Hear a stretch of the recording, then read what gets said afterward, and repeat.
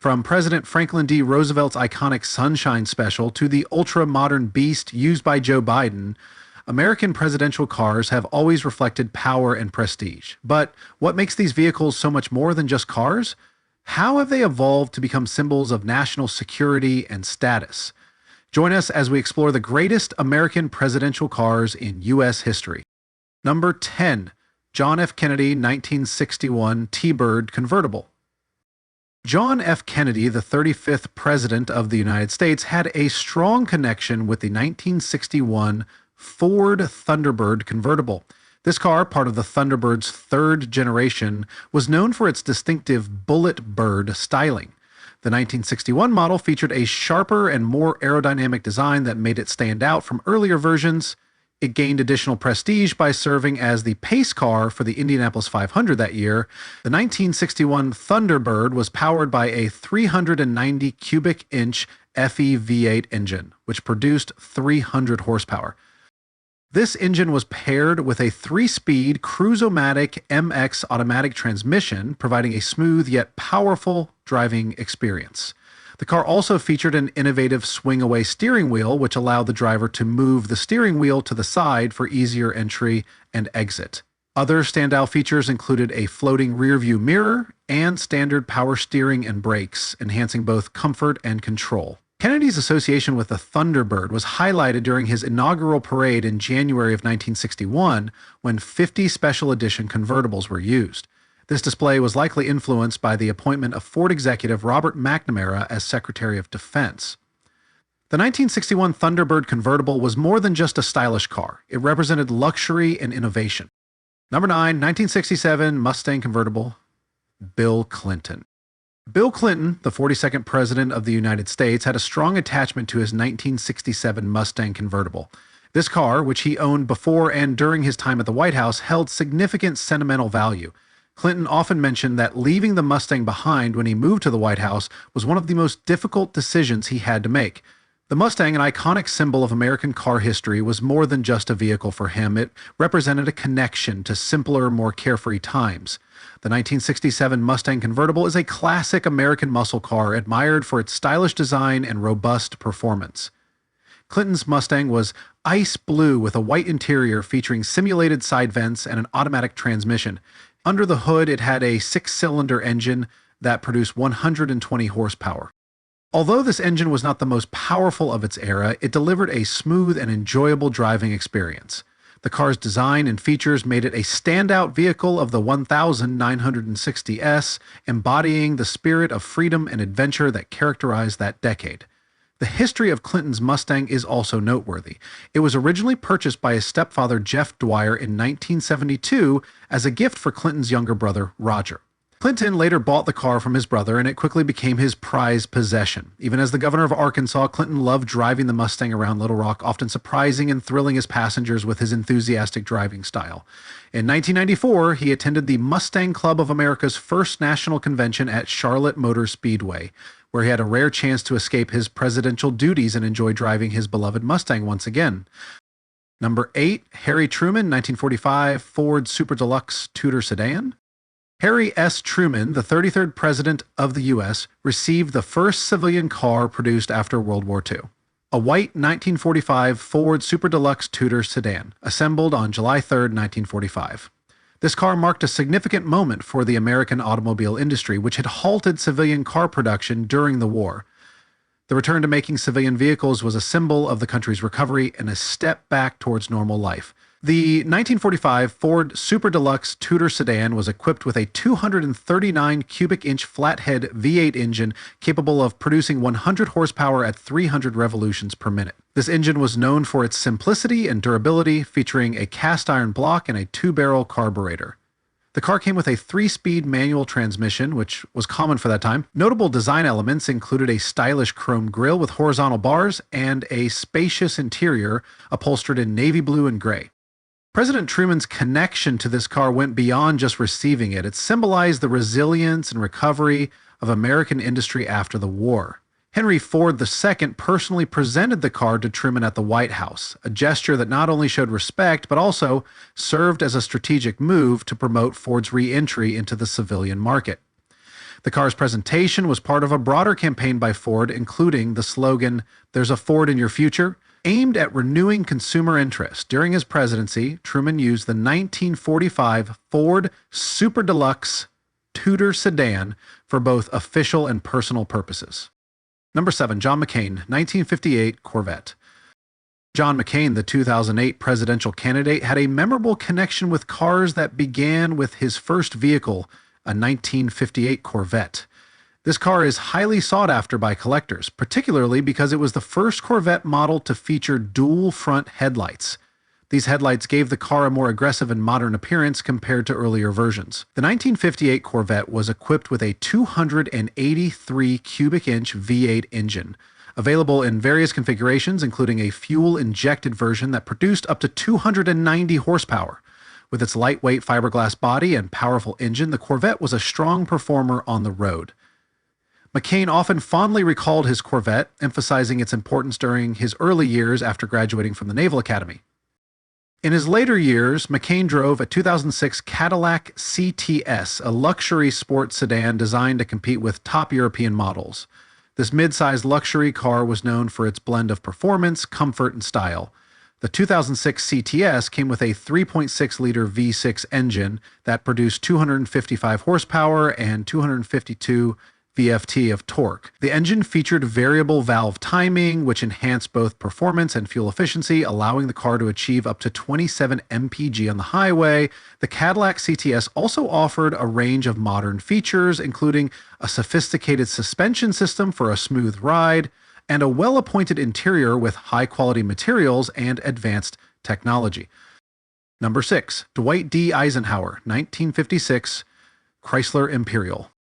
Dwight D Eisenhower, the 34th president of the U.S., often used the 1956 Chrysler Imperial, a car that earned the nickname the Detroit car. This vehicle was a symbol of American luxury and innovation in the 1950 S. The 56 model was especially known for its forward-look styling design approach, introduced by Chrysler's famous designer Virgil Exner. The styling featured bold sweeping lines, a prominent front grille, and distinctive tail fins, capturing the space-age aesthetic popular at that time.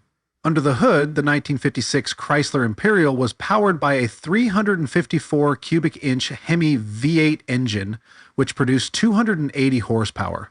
This engine was an engineering marvel for its time, delivering impressive performance for a vehicle of its size and luxury. The car could accelerate from 0 to 60 imp in about 11 seconds and had a top speed of around 110 imp. The engine was paired with a 2-speed PowerFlight automatic transmission, which provided smooth and effortless shifting, making the driving experience even more enjoyable. The interior of the 1956 Imperial was equally luxurious, featuring high-quality materials and advanced technology for the era. Passengers enjoyed plush seating with rich fabrics and premium leather options. The dashboard displayed an intricate array of gauges and dials, all encased in gleaming chrome bezel. A standout feature was the push-button controls for the PowerFlight transmission, which added a futuristic touch to the car's interior. Additionally, the Imperial was among the first production cars to offer curved side glass, improving its aerodynamic profile and setting new standards for vehicle design. Number 5, Ronald Reagan, 1952 Army Jeep M38A1. Ronald Reagan, the 40th president of the U.S., had a deep connection with his 1952 Army Jeep model M38A1. This Jeep was a special gift from his wife, Nancy Reagan, and it quickly became one of his most cherished belongings. By the time Reagan received the Jeep in the late 1970s, it was already considered a valuable collectible, adding to its significance and appeal. The 1952 Army Jeep M38A1 was a tough military vehicle known for its durability and versatility. It was the first Jeep to feature the rounded fenders and hood design, which later influenced the civilian Jeep CJ5. The M38A1 was powered by the Willys Hurricane F-Wid Head 134 inline-4 engine, which produced 72 horsepower at 4.0 revolutions per minute and 114 lv-ft of torque. This engine was paired with a 3-speed Borg-Warner T90 manual transmission, making it a reliable and powerful vehicle for its time. One of the standout features of the M38A1 was its 24-volt waterproof electrical system, crucial for military operations. The Jeep also had blackout lights on the fenders and grille, a two-piece windshield and top-mounted windshield wipers. Its sturdy frame and suspension, along with reverse spring shackles, made it a strong and dependable vehicle capable of handling rough terrains. Reagan often used the Jeep on his ranch in California, enjoying its rugged simplicity, which reflected his own down-to-earth nature and appreciation for practical, reliable machinery. The M38A1 was widely used during the Korean War and served as a reminder of Reagan's connection to American values and history. Number 4, Richard Nixon, 1950 Oldsmobile 98.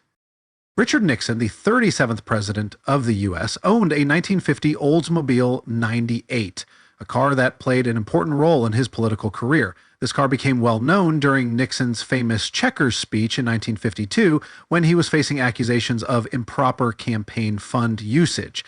In the speech, Nixon mentioned his Oldsmobile as part of his effort to prove his honesty and modest lifestyle.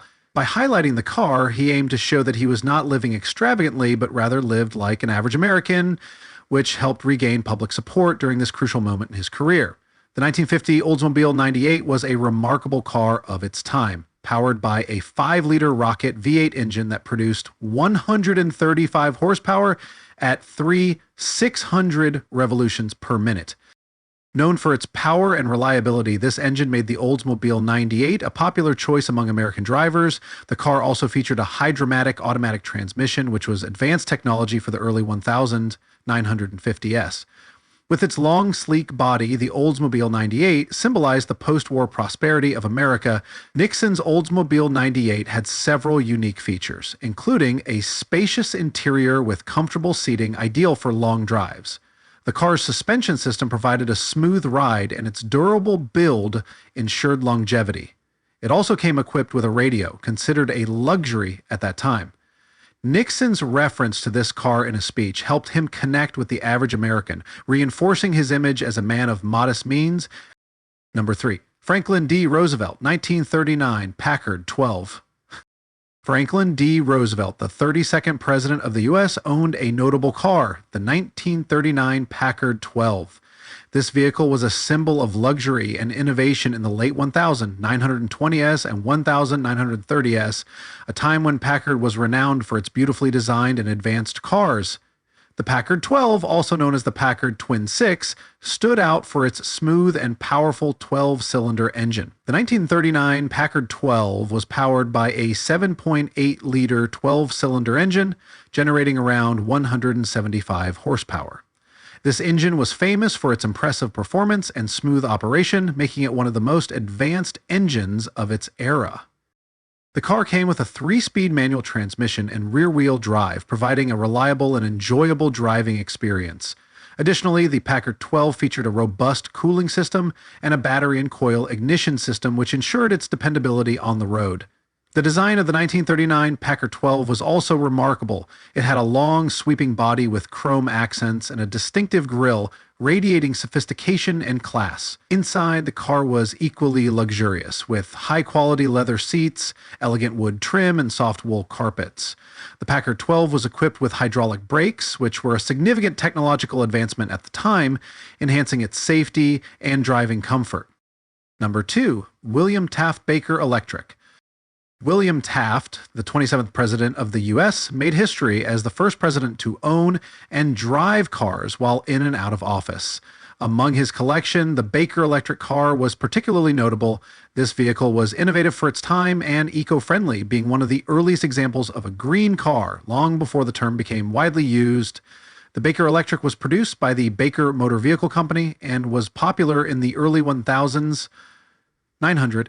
It was especially favored by women because it was easy to operate and required very little maintenance. Unlike gasoline cars of that era, which needed to be hand-cranked to start, the Baker Electric was virtually maintenance-free and did not require any cranking, making it a convenient and reliable choice for many drivers. Powered by a series of batteries, the Baker Electric offered a smooth and quiet ride. It had a modest horsepower of about 3 to 4 horsepower and could reach speeds of up to 20 mph. The Baker's Electric also offered a bumper stop and while this might seem slow by today's standards, it was quite impressive for an electric vehicle at the time. The car could also travel up to 50 miles on a single charge, which was a noteworthy range. President Taft bought the Baker Electric in 1909 as part of his efforts to modernize the White House's transportation. Along with the Baker Electric, he also purchased a steam-powered White car and 2 gasoline-powered Pierce Arrow cars, completing the motorization of the White House and showcasing his forward-thinking approach to technology and transportation. Number 1. Barack Obama, Ford Granada. Barack Obama, the 44th president of the U.S., has an interesting car history that bears his rise from modest beginnings to the nation's highest office. His first car was a Ford Granada, which was reportedly his grandfather's vehicle and the car he learned to drive in. Obama has humorously referred to the Granada as the worst car Detroit ever built. He jokingly described it as a tin can and said that Detroit, trying to compete with Japanese automakers, made the car out of tinfoil. The Granada was infamous for its poor handling, particularly at speeds over 80 mph, where it became difficult to control. The Ford Granada, produced from 1975 to 1982, was designed to be a luxury compact vehicle.